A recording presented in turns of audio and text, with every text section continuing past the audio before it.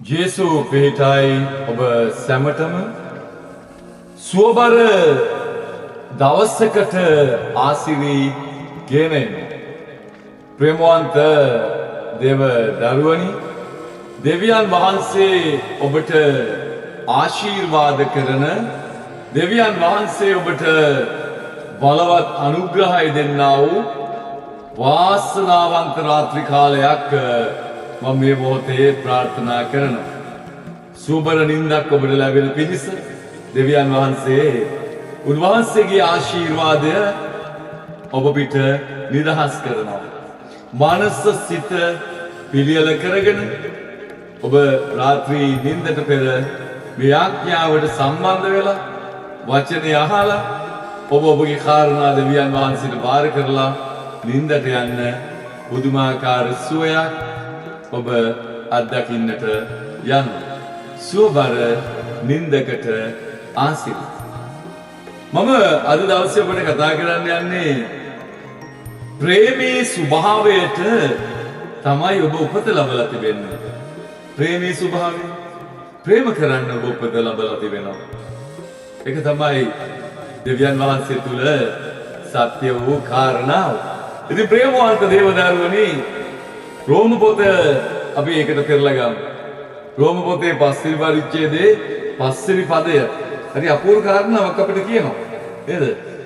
දෙවියන් වහන්සේට අනේක වාරයක් ස්තුති බලන්න කියන්නේ බලාපොරොත්තුව ලැජ්ජාවට නොපමුණවන්නේ. මක්නිසාද අපට දෙන ලද ශුද්ධාත්මයන් වහන්සේ කර්ම කොටගෙන දෙවියන් වහන්සේගේ ප්‍රේමය අපේ හදවත්වල වගුරවනු ලද්දේය කියලා. හරි අමුතුයි නේද? බලාපොරොත්තුව කිසිම දවසක කලකිරෙන්නේවත් මුලා කරන්නේවත් ලැජ්ජාවට පත් කරන්නේත් නෑ.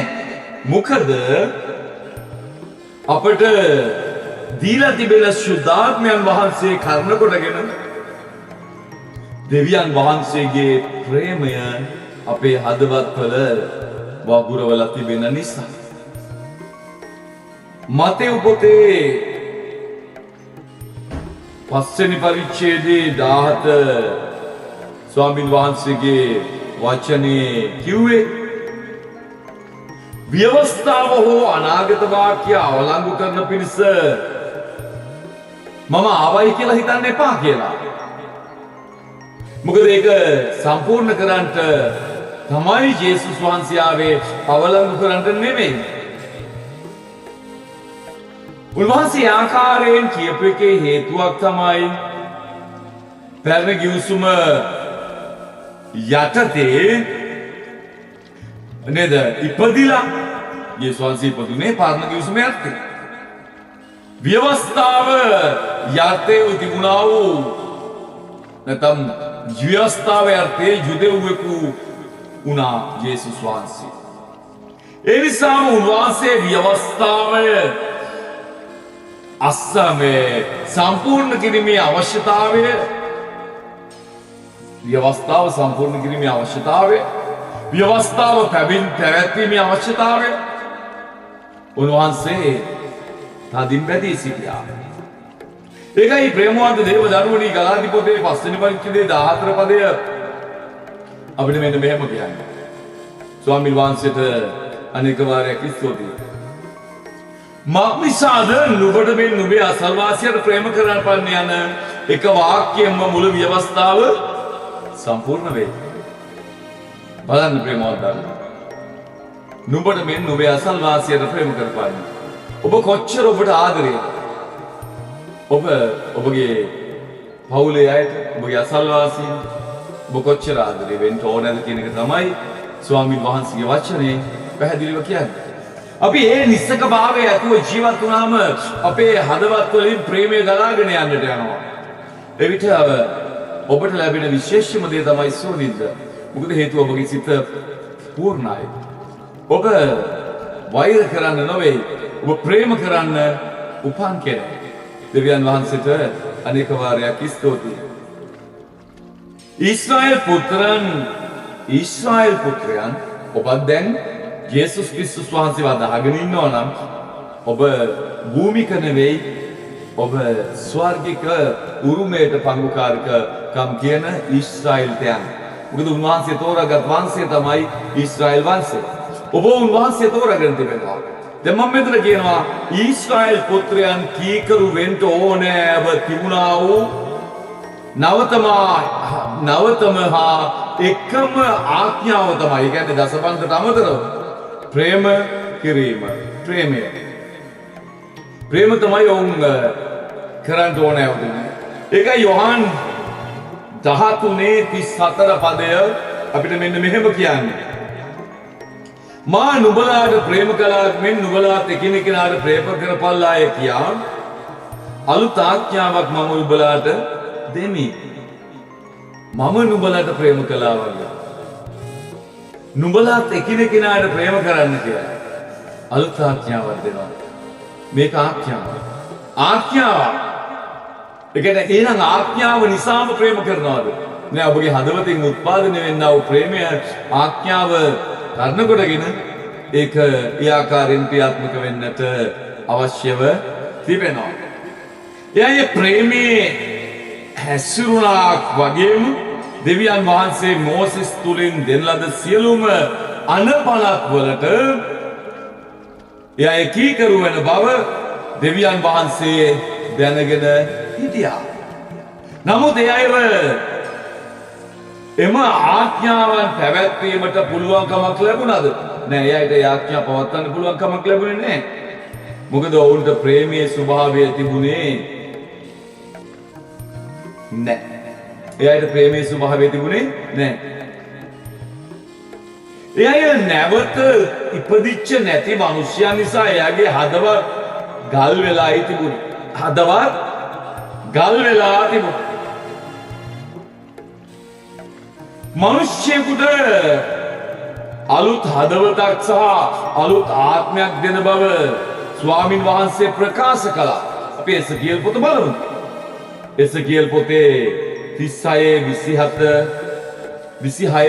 පද දෙකම බලමුකෝ. මම අලුත් සිතක් නුඹලාට දී අලුත් ආත්මයක් නුඹලා තුල තබා නුඹලාගේ මාංශයෙන් ගල් සිත පහකට මාංශම වූ සිතක් නුඹලාට දෙන්නෙමි. මාගේ ආත්මය නුඹලා තුල තබා නුඹලා නේද? ඒ උන්වහන්සේ ඒ ආකාරයෙන් කියනවා. මාගේ ආත්මය නුඹලා තුල තබා. ඒක 26 පද දෙකම ඔබ නියමාකාරයෙන් කියව ගන්න ප්‍රේමවන්ත දේවදරුවෝ. ඒ ස්වාමීන් වහන්සේ නේද? මාංශයේ තිබෙන ගල්හිත අයින් කරලා ඔබ ගල්සිත අයින් කරගත්තේ නැත්නම් කොහොමද ඔබ තව කෙනෙකුට ප්‍රේම කරන්නේ? ඔබ ඔබගේ කාරණා පමණක් ක්‍රියාත්මක කරගන්න ආත්මාර්ථකාමීත්වය තුල ඔබ ක්‍රියා කරා. නමුත් මම ඔබට කියනවා මාංශයේ ගල්සිත අයින් කරලා සැබෑ වූ සිතක් ඇතුළු ස්වාමින් වහන්සේට බාර වෙන විට උන්වහන්සේගේ මහා පුදුමාකාර කරුණාව ඔබගේ ජීවිතේ බලවත් වෙන්න දෙනවා. ස්වාමින් වහන්සේ ඔබට ආශිර්වාද කරන්න අවශ්‍යයි. ස්වාමින් වහන්සේට සියලුම ගෞරවය, මහිමය, නමස්කාරය ගෙනෙනවා. ඉතින් ප්‍රේමවන්ත දේවදරුවනි, ඔබ නැවත උත්පාදනය වුණාම ඔබ දන්නවා නැවත උත්පාදනය වෙනවා කියන්නේ යේසුස් ක්‍රිස්තුස් වහන්සේ ස්වාමින් වහන්සේ කියලා පිළි අරගෙන මුඛයෙන් ප්‍රකාශ කිරීම. ඒ තුල ඔබ නැවත උත්පාදනය වුණාම ප්‍රේමය ඔබගේ ස්වභාවයේ බවට පත්වන්නේ අන්නේ හේතුව නිසා. රෝම 5:5 අපිට කිව්වේ මොනවද? නේද? ස්වාමින් වහන්සේට අනේක වාරයක් ස්තුතියි. රෝම 5:5 අපිට කිව්වා බලාපොරොත්තුව ලැජ්ජාවට නොපමුණවන්නේය. මක්නිසාද අපිට දෙන ලද සුද්ධාත්මයන් වහන්සේ කර්ණ කොටගෙන දෙවියන් වහන්සේගේ ප්‍රේමය අපේ හදවත්වල වගුරුවන ලද්දේය කියලා. ස්වාමීන් වහන්සේ ස්තුතියි. හාලෙලූයා. මෙය අලුත්ම පන්තියේ මනුෂ්‍ය වර්ගයක් උන්වහන්සේගෙන් ඉපදීම ලද උන්වහන්සේගේ ප්‍රේමයේ ස්වභාවය ඇති මනුෂ්‍යයන් කරා ගෙන යන දෙවියන් වහන්සේගේ සැලැස්මයි. යේසුස් වහන්සේ මරණයට පත් වෙලා නැවත නැගිට්ටාම මේ ආකාරයෙන් සිදුවීම විශාලතම හාස්කම බවට පරිවර්තනය වුණා. ඒ කියන්නේ ප්‍රේමයෙන් ගෙනියනු ලබන, ප්‍රේමයෙන් පූර්ණ, ප්‍රේමයෙන් පාලනය වන ජීවයෙන් උපත ලැබුවා. මම ආයෙ කියන්නම්. නේද? ස්වාමීන් වහන්සේට ස්තුතියි. ප්‍රේමයෙන් ගෙන යන, ප්‍රේමයෙන් පාලනය වන, ප්‍රේමයෙන් පූර්ණ ජීවිතයක්. ඒක තමයි තාමත් වැදගත් වෙන්නට යන්නේ ඔබගේ ජීවිතේ.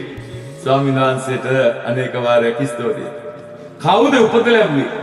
හරි අමුතු જાතිය අය කවුද? 2 කොරින්ති 5:17 කියනවා එබැවින් යමෙක් ක්‍රිස්තුස් යේසුස් වහන්සේ තුල සිටින්නේ නම් යා අලුත් මැරිල්ලක් වේ. පරණ දේ පහව ගියේය, සියල්ල අලුත් වී තිබේ. දැන් ඔබගේ ජීවිතේ සියල්ලම අලුත් වෙලා. මොකද ඒකට මූලිකම කාරණාව ප්‍රේමය, ප්‍රේමයේ ස්වභාවය. ඔබ ගාව ප්‍රේමයේ ස්වභාවය ඔබ පූර්ණ කරගත්තොත් සියල්ලදීම අතිශයින් ඔබ ජයගත්තේ බවට පරිවර්තනය වෙන්නට යනවා. දෙවියන් වහන්සේට සියලුම ගෞරවය, මහිමය, නමස්කාරය වේවා. එහෙනම් මේ 2 කොරින්ති 5:17 ඒ අපෝස්තල පවුල් තුමා විග්‍රහ කළ නවම ඇවිල්ල කවුද? ඔබයි මමයි. අපගේ ආත්මය තුළ දෙවියන් වහන්සේගේ ජීවනය හා ස්වභාවය දැන් තිබෙනවා. දැන් ඔබ ප්‍රේම කිරීමට පොරබදන්න ඕනද? නෑ. ප්‍රේමයෙන් උපත ලබා තිබෙන නිසා ප්‍රේමයේ ජීවිතයක් ස්වභාවිකව ගත කිරීමේ හැකියාව ඔබ සතුව තිබෙනවා.